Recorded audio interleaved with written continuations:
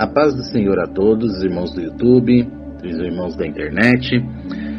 Meu nome é Carlos, eu sou cristão já há vários anos, me converti na Igreja Batista, hoje estou na Igreja Assembleia de Deus e estamos aí na caminhada para Jerusalém Celeste. Eu gostaria de relatar 4 visões que Deus me deu, visões e sonhos, né? Deus me deu vários, mas eu quero começar relatando 4. Hoje eu vou relatar a primeira, que é uma visão que Deus me deu da congregação cristã. Antes de começar, não tem a ver com a congregação cristã em si, né? Deus me deu essa visão pura e simplesmente porque eu estava comendo um lanche em frente à congregação cristã. Eu olhei para essa igreja e tive essa visão. Mas não tem a ver com o ministério. Eu já fui uns 2, 3 cultos lá, uma bênção, amei o culto. Amei o povo, amo o povo da congregação cristã, não tem nada a ver com a congregação cristã. Simplesmente eu tive a visão dessa igreja porque eu estava em frente a ela. Se eu estivesse em frente a qualquer outra, seria a visão sobre qualquer outra. Mesmo porque essa visão vai se cumprir em todas as denominações. Inclusive, provavelmente, igreja católica. É muito provável. Qualquer igreja cristã vai acontecer isso. E como foi essa visão? Bom, eu estava comendo um lanche, né, na hora do almoço, num lugar que vendia salgadinho, aqui próximo de Itaquera, em São Paulo, e esse lugar fica em frente a uma grande congregação cristã que tem ali, grande, de décadas ali naquele lugar. E de repente eu olhei para aquela congregação, e sabe quando você tem um flash, um relance, sabe, parece um relâmpago, dá uma visão assim de segundos, milésimos de segundos, e parece que durou anos, sei lá, horas. E aconteceu isso comigo. Eu olhei para aquela igreja e de repente eu vi aquela igreja lotada de gente, mas lotada. Você já passou pela experiência de chutar um formigueiro ou de pisar num formigueiro? E depois você vê como as formigas saem todas desesperadas e fica tudo por cima do formigueiro que você não consegue nem ver o chão de tanta formiga? Tava daquele jeito a igreja. Mas não era lotada por dentro, era uma coisa impressionante. Dentro da igreja já estava lotado, o povo todo desesperado, se apertando ali, já estava quase caindo as paredes de tanta gente, de tanto aperto, de tanto empurra, tinham arrombado porta, arrombado janela, arrancado janela para entrar mais fácil, um desespero, o povo se pisoteando, provavelmente já tinha até gente morta, pisoteada ou asfixiada lá dentro, mas isso eu não vi, estou concluindo. Mas um desespero, gente por cima do telhado, as casas vizinhas todas tomadas de gente, a rua em frente fechada de gente querendo entrar e não dava nem para entrar mais no terreno da igreja, lotado de gente para todo lado. E por que tinha acontecido isso? Os irmãos já devem ter concluído, tinha acabado de haver o arrebatamento. Dentro da igreja eu percebia que não tinha nenhum líder da igreja. Eu percebia que a maioria dos crentes que frequentavam, que eram fiéis ali, tinham subido, 90% talvez. Mas claro que a gente não pode falar em número, porque número só Deus conhece, né? E como eu disse, não tem a ver com ministério. Isso vai acontecer em todas as igrejas. Não é estou nem elogiando nem criticando a congregação cristã. Não é porque a congregação é muito boa que vai subir todo mundo e as outras não. Não é isso que eu estou dizendo. Eu estou dizendo que todas as denominações, no dia do arrebatamento, vai ser o culto mais, entre aspas, avivado da história da igreja. Por que avivado? Porque as pessoas confundem avivado com barulhento. Avivado é o que está vivo, e só está vivo quem está na presença de Deus. Então aquele povo que vai estar lá fazendo barulho e escândalo não está avivado, eles estão mortos porque eles foram deixados no arrebatamento, né? Estão mortos espirituais. Naquele dia vai se cumprir como a parábola das 10 virgens, né? Que todo mundo conhece essa parábola, que as 10 virgens estavam esperando o noivo, mas 5 delas levaram azeite e 5 não levaram. E aí quando chegou o noivo à meia-noite, quem tinha azeite estava com a lâmpada acesa, subiu com o noivo. Quem não tinha foi buscar o azeite, quando voltou o noivo já tinha subido e fechado a porta. E aí cumpre o que está em Mateus 25, no versículo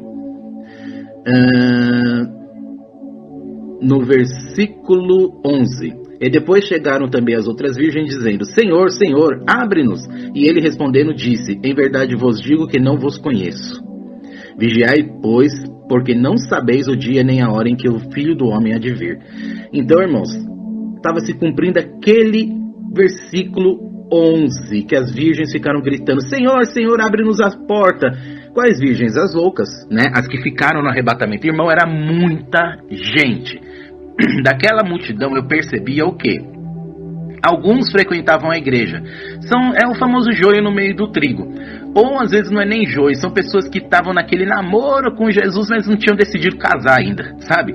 Sabe aquela pessoa que tá para se converter, mas não converte? Sabe? Tá querendo, tá pensando em entregar a vida para Jesus, mas não entrega de fato. Já tá até frequentando a igreja. Mas, irmãos, não é frequentar a igreja que leva para o céu, é ser a igreja que leva para o céu. Eu não vou para o céu porque eu me converti à Igreja Batista, ou à Igreja Assembleia de Deus, ou à Igreja Congregação Cristã no Brasil. Eu vou para o céu porque eu me converti a Jesus Cristo, Filho de Deus, o meu Senhor, o meu Salvador. Tenho certeza absoluta, convicção total da minha salvação, e que pela graça dele e misericórdia dele, os meus pecados e as minhas iniquidades, os meus defeitos, estão perdoados e limpos e pagos pelo sangue de Cristo. Isso é o que me torna igreja, templo do Espírito Santo, e é o que me credencia para entrar no céu. Ninguém entra no céu batendo no peito e dizendo, eu tenho o direito de entrar aqui. Ninguém. Quem pensa isso está perdido e condenado. A gente entra no céu agarrado na mão de Cristo, com a misericórdia dele, ele levando a gente de mão dada e pedindo pro pai, pai, eu sei que ele é pecador, mas ele me ama, deixa ele entrar aqui, por favor. E porque é o filho pedindo pro pai, o pai fala, ele tá devendo, mas olha, filho, porque você tá pedindo, eu vou deixar. E ele fala, pai, fica tranquilo, eu vou limpar ele, eu tô trabalhando com o Espírito Santo, ele vai ficar perfeitinho que nem a gente, mas deixa ele entrar agora. E é nessa misericórdia, nessa fé que a gente entra no céu, né? Não é no nosso próprio poder e na nossa santidade, na nossa grande justiça, não. Quem confia na sua justiça está perdido. Eu confio na justiça do meu Salvador, Jesus Cristo. Então, irmãos, tem gente que está na igreja, mas ainda não entendeu essa graça de Deus, ainda está confiando talvez em obras mortas, confiando no seu próprio poder ou na sua própria santificação, confiando, não que a gente não deva se santificar, mas não é isso que nos leva para o céu, a gente se santifica porque somos salvos, e não para sermos salvos. Eu me santifico porque eu estou salvo em Cristo e quero parecer com Ele, não quero mais parecer com o mundo. Então tem gente que ainda não entendeu o Evangelho e está lá, e esses ainda vão ficar, mas com misericórdia de Deus, até preservados do maior sofrimento da tribulação, talvez, ou até talvez vão morrer rápido e ir para o céu, porque a verdade é essa, depois do arrebatamento, o único caminho para o céu é a morte, a sua morte, porque agora o nosso caminho para o céu é a morte de Cristo. Mas depois que Cristo se retirar da terra através da igreja, porque o corpo dele vai estar se retirando da terra, né, definitivamente, aí não tem mais a graça. Aí, se quiser ir para o céu, tem que realmente pagar o preço, e é preço de sangue, e o sangue, no caso, vai ser o teu, ou o meu, se nós ficarmos. Mas em nome de Jesus nós vamos estar despertos e vamos estar enchendo o vaso de azeite agora, enquanto é tempo. Agora nós vamos buscar a Deus e vamos orar e vamos ler a Bíblia e vamos estar na presença dele e vamos caminhar com Deus para que a gente seja arrebatado como Enoque. Por que Enoque foi arrebatado? Porque ele andou com Deus. Mas hoje a igreja está andando com o WhatsApp, com o Facebook, com o YouTube em vídeos inúteis. Se for o WhatsApp, YouTube e Facebook para assistir pregação, para ouvir hino, ainda vai. Para ler a Bíblia, ainda vai. Mas vamos ser sinceros, a maioria não é para isso. São vídeos inúteis, distrações inúteis, coisas fúteis, bestas que te levam a lugar algum e fazem com que você encha a sua vasilha, que era para estar de azeite, está sendo enchida de água suja e não de azeite. E água suja não faz sua lâmpada brilhar e não te leva para o céu na hora que você precisar de luz. Amém? E essa visão da congregação, ela estava assim, foi uma coisa de relance, mas foi uma coisa assim impressionante. Estava um clamor, um desespero tão grande naquele povo que estava lá fora, clamando, porque eles sabiam que ali era o lugar onde era o lugar da salvação. Era ali que tinha que ir para entregar a vida para Jesus, para ser salvo, para receber o azeite, receber o Espírito Santo, participar da comunhão do corpo de Cristo, tomar a Santa Ceia, cumprir os únicos 2 sacramentos que Jesus deixou, né, que é o batismo nas águas e a Santa Ceia. Era ali que eles tinham que estar congregando, participando, fazendo parte do corpo de Cristo, colocando os dons deles a serviço da igreja, trabalhando no ministério de Cristo, fazendo a obra. E eles sabiam que era ali que eles deveriam estar, mas ficaram deixando para depois, e o depois chegou e acabou a chance. Fechou-se a porta. Irmãos, você sabe a única diferença de oportunidade que tem do segundo antes do arrebatamento para o segundo depois? A porta fechou. Fechou a porta da graça. Acabou-se a sua oportunidade. Quem entrou, entrou. quem ficou, ficou. Só que a questão é que você não sabe qual é o segundo que essa porta vai fechar. E por que a gente não sabe, irmãos? Porque Deus é muito inteligente, irmão. Deus é inteligente demais, demais. Deus é maravilhoso, é lindo, é perfeito. Ele sabe que a gente é tão sem vergonha, tão sem vergonha, tão sem vergonha. Se a gente soubesse que Jesus ia voltar às 4h54 da noite, né, da tarde, perdão, às 4h54 da tarde, do dia 10 de novembro de 2021, por exemplo, né, não é profecia não, em nome de Jesus não vai voltar nessa data, eu espero que ainda demore um pouco, que eu quero ganhar mais almas para Jesus. Mas se a gente soubesse que ele ia voltar às 4h54 da tarde do dia 10 de novembro de 2021, a gente ia deixar para as 4h53 da tarde do dia 10 de novembro de 2021 para se converter e buscar Deus. Claro que você pode estar dizendo, eu não. Claro, tem gente que já entendeu que não é assim. Mas a maioria faria isso. Deixaria para se santificar, para voltar a buscar. Talvez no máximo aí sim uns 10 dias antes. Vamos fazer uns 10 dias de campanha tal, para no dia estar preparado, né, para subir. Deus é muito inteligente, Ele quer que a gente esteja preparado desde sempre, para desde sempre estar trabalhando para Ele, fazendo a obra.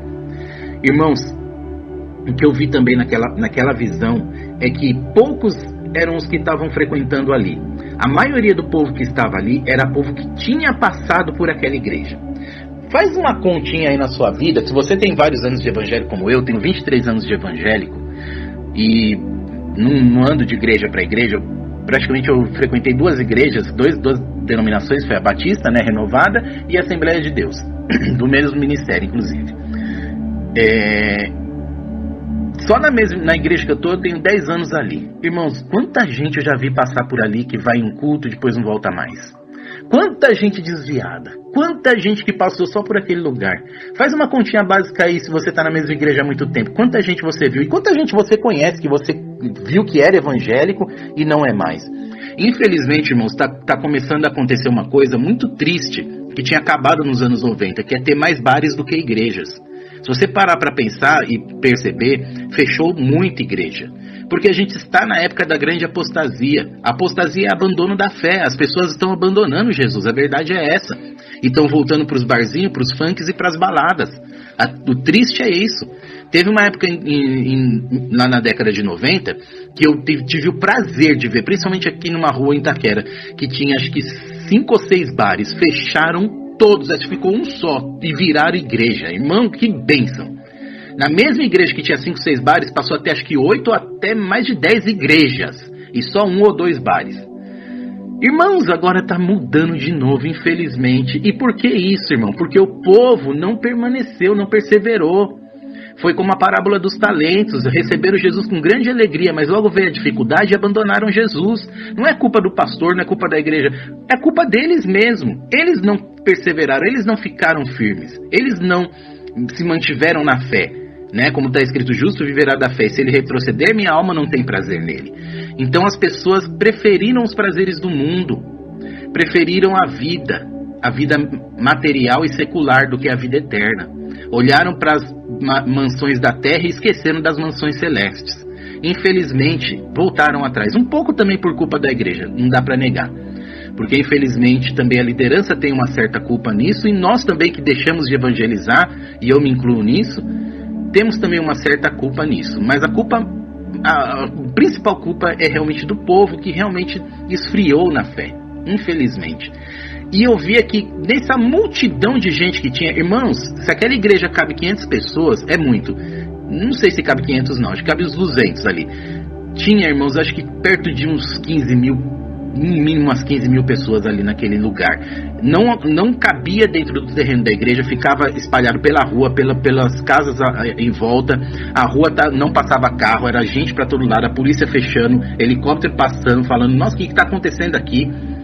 Né? Aquela coisa incrível, sabe, impressionante e inédita. Então vai ser, como eu disse, o culto mais avivado, vai ser o culto do dia do arrebatamento. É um culto desprezível que eu não quero estar. Deus que me guarde. Desprezível, que aliás não é a palavra certa, é um culto, porque se eles cultuarem a Deus ainda está certo, né? Mas um culto desagradável, vamos dizer assim, um culto que eu não quero estar, realmente. Eu quero estar no culto das bodas lá em cima. Não nesse culto aqui embaixo, que vai estar o culto do desespero. A gente pode até botar um nome nesse culto aí. O culto do desespero dos desesperados. Todo mundo batendo na porta. Senhor, leva eu também creio em Cristo. Me perdoa, só desviei um pouquinho. Senhor, eu ia me converter, o Senhor sabe. Eu estava planejando até me batizar esse ano, Senhor. Tem misericórdia, me dá mais uma chance. Arrebata eu também, leva eu aqui, ó. Olha eu aqui. E Jesus lá de cima está dizendo, eu não vos conheço. E por que Jesus diz que não conhece? Porque a pessoa não se converteu. Porque quem se converte, de fato, fica com Cristo. Como diz lá na carta de João, saíram do meio de nós porque não eram dos nossos. Porque se fossem dos nossos, teriam permanecido conosco. Quem realmente se converte, irmãos, é como um hino, se não me engano, da Fernanda Brum. Quem já entrou no Santos dos Santos, quem já entrou no Santo dos Santos, em outro lugar não sabe viver. Realmente, irmão, quem realmente entrou na presença de Deus não tem prazer maior nessa terra e nessa vida do que estar na presença de Deus. Não tem como alguém ter realmente se convertido e abandonar a Deus. Entra naquela questão de se perde ou não a salvação. Essa é uma questão que é uma discussão que é inútil e infrutífera, sabe? Não importa se você perde ou não a salvação. O que importa é você estar salvo, ter certeza da sua salvação e estar ficando com Deus para ir para o céu. Porque quem quer saber se perde parece que está assim querendo perguntar para Deus, né? Como um dia eu fiz isso, né? E Deus falou, não vou te responder, porque você quer saber se perde salvação só para saber se você pode dar uma voltinha no mundo e vai estar salvo ainda garantido. Então a verdade é essa. Irmãos, para não ficar muito longo eu vou encerrar aqui, mas essa foi a minha primeira visão. Amém? Aquele povo que estava lá desesperado, uma multidão de pessoas, eram pessoas que tinham passado pela igreja ou conheciam, era parente de parente, ou já tinham assistido uma pregação pelo YouTube e sabiam que ali era o lugar que eles deveriam ter estado e não estiveram. Irmãos, esteja hoje no lugar que você deve estar, e o lugar que você deve estar é o centro da vontade de Deus. Esteja congregando em alguma igreja evangélica, esteja congregando porque você tem que fazer parte do corpo de Cristo, porque isso faz parte de uma outra visão que eu vou contar em um outro momento também, de Jesus subindo, fugindo da perseguição, que é o arrebatamento também. É o corpo de Cristo que estava subindo, e se você não fizer parte do corpo de Cristo, você não faz parte dele. Não tem como. Não tem como. Quem comigo não ajunta, espalha. Amém? Deus abençoe a vida dos irmãos, que Deus os abençoe, e vamos, irmãos, ficar firme, porque o dia está chegando.